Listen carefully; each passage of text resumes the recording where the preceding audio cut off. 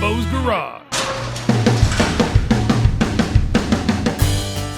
Good afternoon, everyone, and welcome back to Jimbo's Garage. Well, today we're going to be looking at installing this new shop or garage heater sent out by our friends at NewAir.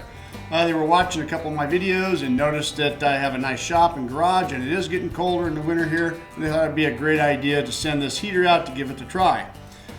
So I took this thing out of the box. Upon taking it out of the box, I noticed that it was a little bit smaller than I thought it was going to be. It's roughly about 9 inches by 9 inches by 14 tall, and I got to think that I'm not really certain about how much this is going to heat. However, after looking at the reviews online and realizing that this is a 5-star heater and it's got nothing but positive reviews, and throws out a very impressive 17,000 BTUs of heat, operates off of 5,000 watts at 240 volts, maybe this thing's going to do the job. It says it heats up to approximately 500 square feet.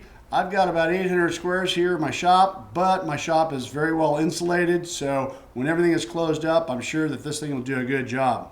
It comes with this universal mounting bracket that's going to allow you to either mount to the wall or to the ceiling.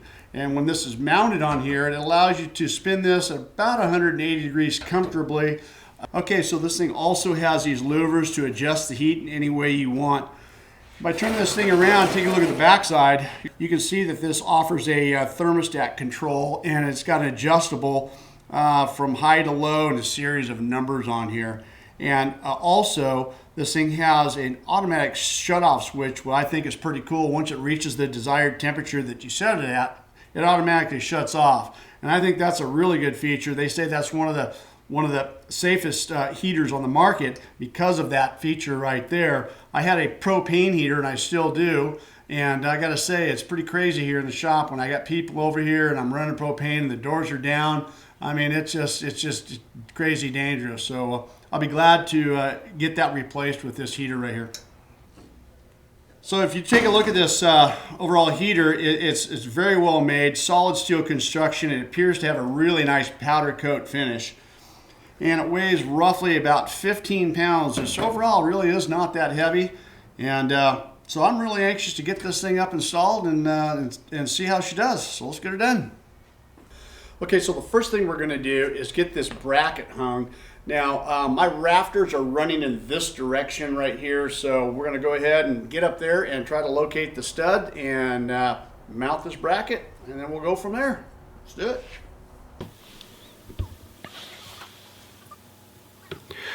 After selecting the desired location, I was able to find the ceiling joist going across there where I drilled into the center of the wood. And I'm just using some 1/4 by 3 inch long sheet metal screws. Probably overkill for this, but hey, that's what I had, and so I'm using it. This one here I got in a little bit of an angle because I couldn't get the drill in there straight, but nevertheless, I'm in the meat of the lumber, and that thing is really strong. So the only thing left to do here is to get the heater and hang it by the hardware that they provided for this application. It's a bolt with a washer there and a spacer, and I was able to get it mounted up, tighten that thing up with 9/16, and you can see it's just a little wobbly, but that doesn't seem to pose a problem. There's nothing that's going to have this thing to where it wants to move all around when it's operating. So all in all, it's pretty sturdy and pretty secure. Okay, so now we're hooking up the electrical here, and I'm just using a existing power source that I had previously installed. And you know, there's probably many ways to do this. The heater hangs about 26 inches from the ceiling down.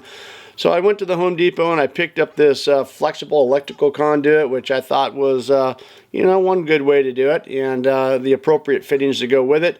And it seemed to be pretty cool. You know, we hooked it right in there and tightened up everything, and was able to run the wires through that conduit and stick it out the side that goes into the box. And I got to say, the electrical unit itself comes supplied with some really look like high quality, well insulated wires that I was able to tie into and get things hooked up.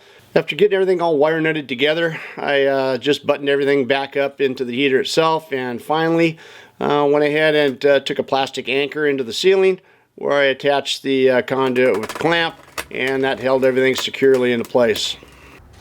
Okay, so we got everything wired, the fan is up and installed, and my little creation of wiring here is going to work. It's probably not the best, but it is going to work, and I think now is the moment of truth.